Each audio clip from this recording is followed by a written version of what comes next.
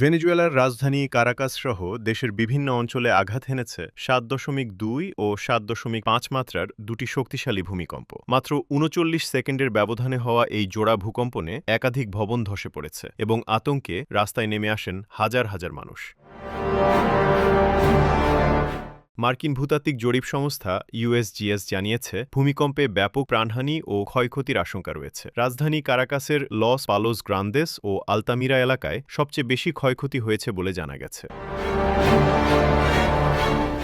সামাজিক যোগাযোগ মাধ্যমে ছড়িয়ে পড়া ভিডিওতে দেখা গেছে অনেক ভবনে বড় ধরনের ফাটল সৃষ্টি হয়েছে এবং কিছু ভবন সম্পূর্ণ ধসে পড়েছে। ভূমিকম্পের কম্পন প্রতিবেশী দেশ কলম্বিয়াতেও অনুভূত হয়েছে।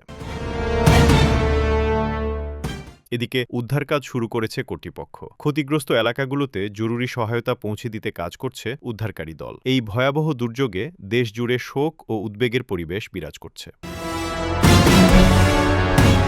Desk report, press desk PD.